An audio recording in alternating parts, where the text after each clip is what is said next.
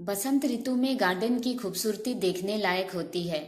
सभी जितने भी पौधे हमने सर्दियों में लगाए थे, सभी में बहुत अच्छी फ्लावरिंग इस समय होती है। कुछ पौधे चले गए हैं और बहुत सारे प्लांट्स की कलियां देखिए अभी भी खिली नहीं है। ये सारे पौधे मार्च के अंत तक इन सभी में बहुत अच्छी फ्लावरिंग होती रहेगी। ये जो मेरे वेरीगेटेड क्लेंचो के प्लांट है, इनकी पत्तियां भी बहुत सुंदर, और देखिए इसके फूलों का रंग थोड़े से ऑरेंज कलर में इसके फूल होते हैं, लेकिन जो बिल्कुल ग्रीन कलर की जो क्लेंचो के प्लांट होता है, इसके फूलों का रंग लाल रंग का होता है। थोड़ा सा अंतर है इन दोनों के फूलों में, और इनके पत्तियों में भी अंतर है। वेरीगेटेड वाले की पत्तियां बहुत ही ज़्यादा सुंदर लगती है, और उसके फूलों का रंग देखिए, इसकी जो कलियां भी होती है पिंक कलर की होती है और फूल भी ऑरेंज कलर के। दोनों ही फूल देखने में बहुत सुंदर लगते हैं। अभी गार्डन इन्हीं खूबसूरत फूलों से भरा हुआ है। कोई खर्च नहीं इन सुंदर से पौधे को।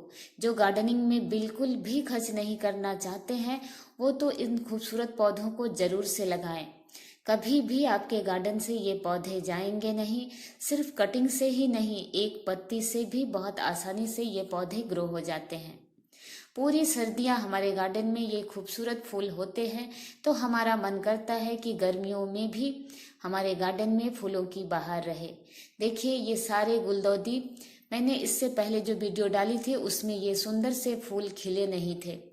अब देखिए मेरी सारी गुलदाउदी के फूल भी खिलने शुरू हो गए हैं। बहुत सारी कलियां अभी भी इसमें बनी हुई है। तेज धूप होने के कारण पौधों को मैंने थोड़े से छाया वाली जगह में रखा है, ताकि फूल ज्यादा दिन तक प्लांट पर बने रहे।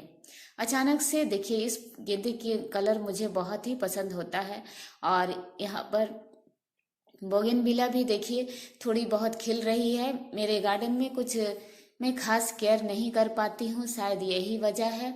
ये वाली गुलदाउदी का जो फूल है, बिल्कुल छोटे छोटे से इसके फूल होते हैं, लेकिन पौधा बहुत ही घना और हेल्दी है। बहुत सुंदर से इसके फूल लग रहे हैं।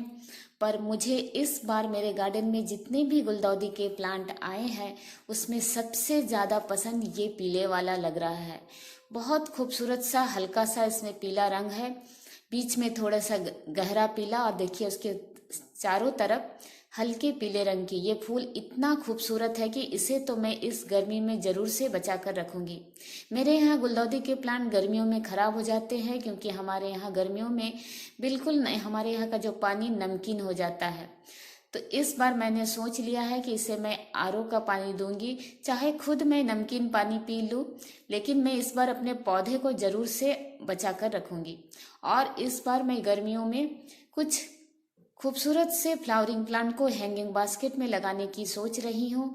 ये जो खूबसूरत सा प्लांट है, ब्लू डेज का प्लांट है, और ये पौधा तो जैसे बना ही है हैंगिंग बास्केट में लगने के लिए। मैंने इस खूबसूरत से पौधे को इसी मॉनसून नर्सरी से लेकर आई थी, और इसे एक पॉट में मैंने लगाया हुआ है। इसके सामने देखिए, आपको पॉट दिखेगा भी नहीं, और इसमें पीछे पीछे छोटी छोटी सी रूट्स भी दिखती है इसकी स्टेम में, और इतनी लंबी जो इसकी ब्रांच हो जाती है, इसे देखकर लगा कि इसे हैंगिंग बास्केट में ही लगाना चाहिए, तभी ये पौधा ज़्यादा खूबसूरत लगेगा। इसके फूलों का रंग भी बहुत सुंदर, गुच्छों में फूल खिलती है। इसकी हर एक ब्रांच में ढेरों कलियां बनी हुई है। इस पौधे को मैंने कटिंग से मानसून में लगाया था, लेकिन किसी कारणवश वो लगी नहीं। तो इस बार मैंने इसे, इसकी लंबी जो ब्रांच आप देख रहे हैं, इसे ही मैंने मिट्टी में दबा दिया था, वो भी दिसंबर के मंथ में। और 2 प्लांट मैंने इस तरह से लगाए थे, और दोनों ही प्लांट मेरे बहुत ही अच्छे हेल्दी ग्रो हुए हैं। देखिए इस तरह से उसके पास में मैंने 2 खाली पैकेट को रख दिया, उसकी ब्रांच को मिट्टी में दबा दिया, और वहीं से उसमें रूट्स निकल आई। अगर आपसे कटिंग्स नहीं लगती है, तो आप इस तरह से अपने नए पौधे तैयार करें। जो भी पौधे लंबे हो जाते हैं उसे मिट्टी में दबा दें। जब आप उसे मिट्टी में इस तरह से रख कर मिट्टी लगा देंगे, तो बहुत ही जल्दी उसमें रूट्स निकल आते हैं। जिनसे कटिंग्स नहीं लगती है, उन्हें तो ऐसा जरूर से करके देखना चाहिए। बहुत सुंदर से, और इस तरह के पौधे में बहुत जल्दी रूटिंग होती है। देखिए ये इस प्लांट को भी मैंने इसी तरह से तैयार किया। जो पौधे इस तरह से तैयार होते हैं उसे तो कट कर लगाने की आपको ज़रूरत भी नहीं है। पर ये जो प्लांट है इसके रूट्स देखिए कितनी अच्छी तरह से आए हैं। बिल्कुल ठंड का मौसम था, दिसंबर एंड था मुझे याद है, और उस समय मैंने इसकी लंबी लंबी ब्रांच को इस तरह से मिट्टी में दबा दिया एक दूसरे खाली पैकेट में डालकर, और आपको रूट्स दिख रही होगी। बहुत ही अच्छे हेल्दी रूट्स आए हैं, मेरे पौधे बहुत जल्दी तैयार हुए। जिन पौधों को हम कटिंग कर लगाते हैं उन्हें थोड़ा समय लगता है, लेकिन इन पौधों में ये तो हमने कट करके इन्हें नहीं लगाया, इसे उसके मदर प्लांट से न्यूट्रिशन मिलता रहा, इसलिए ऐसे पौधे बहुत ही तेज गति से बढ़ते हैं। इसे मैं हैंगिंग बास्केट में लगा रही हूँ, और इसके लिए जो मैंने मिट्टी तैयार की है उसमें 50% गार्डन सॉइल है और 30% कंपोस्ट और 20% मैंने उसमें राइस हस्क को मिलाया है, जिससे थोड़ी बास्केट मेरी हल्की हो। हैंगिंग बास्केट में मैं सैंड को नहीं मिलाती हूँ, जिससे बास्केट और भी ज़्यादा भारी हो जाता है। और ये पौधा जब बहुत अच्छी तरह से ग्रो हो जाएगा उसके बाद ही इसे मैं हैंग करूँगी। इतना खूबसूरत सा प्लांट जब ये चारों तरफ से भर जाएगा और इसमें छोटे छोटे फूल खिलेंगे तो ये बहुत ही खूबसूरत लगेगा।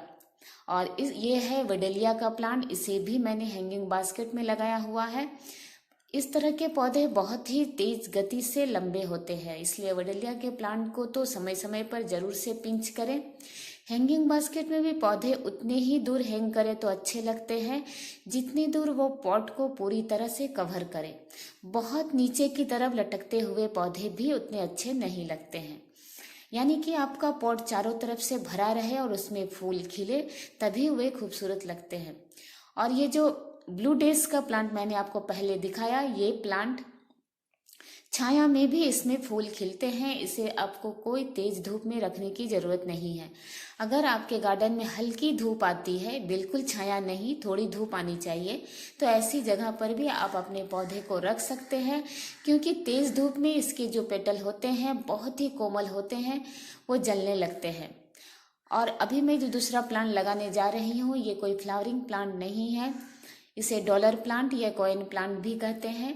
इसे मैं दिसंबर में ही इसे नर्सरी से मैं लेकर आई थी, लेकिन उस समय मैंने इसे रिपोर्ट करना ठीक नहीं समझा। अभी बिल्कुल सही समय है, अपने सभी पौधों की रिपोर्टिंग कर सकते हैं, उनकी कटिंग प्रूनिंग कर सकते हैं। इसके जो रूट्स आप देख रहे हैं, इस पौधे को देखकर ही पता चल रहा है इसे पानी कितना पसंद है। बिल्कुल सफ़ेद सफ़ेद सी इसकी रूट्स है।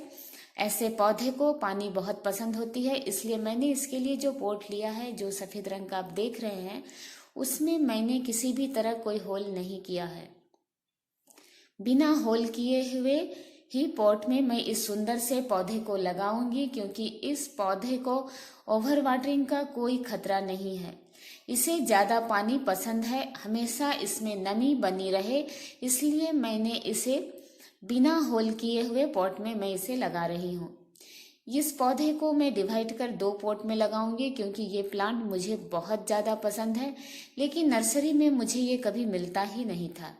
इसी बार मैं इस पौधे को लेकर आई हूँ, तो मैं अभी इसे डिवाइड कर लूँगी, क्योंकि अभी बिल्कुल सही समय है अपने सभी पौधों को डिवाइड करने का, उन्हें कटिंग से लगाने का या फिर उन्हें रिपोर्ट करने का। जो भी फ्लावरिंग प्लांट इस समय गार्डन में है सभी की रिपोर्टिंग जरूरी है, तभी पूरी गर्मी और मानसून में उसमें अच्छी फ्लावरिंग होगी। सफ़ेद रंग के पॉट में ये खूबसूरत सा हरे रंग का पौधा बहुत ही सुंदर लग रहा है। जिस पौधे को हम सालों से ढूंढते हैं, जब वो अचानक से मिल जाए तो ऐसा लगता है जैसे खजाना मिल गया हो। वैसे इस पौधे का नाम भी डॉलर प्लांट, कॉइन प्लांट है, ये कोई खजाने से कम नहीं है। नाम ही जिसका इतना खूबसूरत है, उस प्लांट की खूबसूरती के बारे में मैं आपसे और क्या कहूँ। आप भी ऐसे खूबसूरत से पौधे को गार्डन में ऐड करें। पूरी गर्मियाँ ये पौधे आपको हरियाली, आपकी आंखों को सुकून देगी। सिर्फ फूल ही नहीं, ये हरी हरी पत्तियाँ भी हमारे आंखों को सुकून और शांति प्रदान करती है। और अब जो मैं प्लांट लगाने वाली हूँ ये है मॉस रोज। मोसरोज और पर्सलिन को हम गर्मियों में ना लगाएं, ऐसा हो ही नहीं सकता है। आप चाहें तो हैंगिंग बास्केट में लगाएं या फिर किसी भी दूसरे पॉट में। सभी जगह ये पौधे बहुत ही खूबसूरत हेल्दी बढ़ते हैं और बहुत अच्छी फ्लावरिंग होती है। मैंने बहुत सारे पॉट में मोसरोज लगा लिया है, लेकिन इस बार मेरा मन है कि मैं इसे हैंगिंग बास्केट में भी लगाऊं, इसलिए 2-4 कटिंग्स मैं इस छोटे से हैंगिंग बास्केट में लगा रही हूँ। जब ये पूरी तरह तैयार हो जाएगा तो मैं इसका अपडेट भी आपसे ज़रूर से शेयर करूँगी। जब ये पूरी तरह फूलों से भर जाएगा तभी मैं आपसे इसे शेयर करूँगी। इस बार मैं पर्सलिन को भी हैंगिंग बास्केट में लगाऊंगी, क्योंकि कुछ फूलों के पौधे हैंगिंग बास्केट में लहराते हैं जब गार्डन में, तो वो बहुत ही खूबसूरत से लगते हैं। आज मैंने आपको जो भी हैंगिंग बास्केट के पौधे दिखाए वो सभी बहुत ही लो मेंटेनेंस में चलने वाले हैं। कोई खास केयर नहीं, लगाते समय एक अच्छी सी मिट्टी और अच्छी सी लाइट, बस इतना ही चाहिए इन खूबसूरत से पौधों को। जब ये पौधे पूरी अच्छी तरह ग्रो हो जाएंगे तो इसमें मैं सिर्फ 2-4 दाने डीएपी के डालूंगी। इतना ही करूंगी, मेरा पौधा फूलों से भर जाएगा। वीडियो देखने के लिए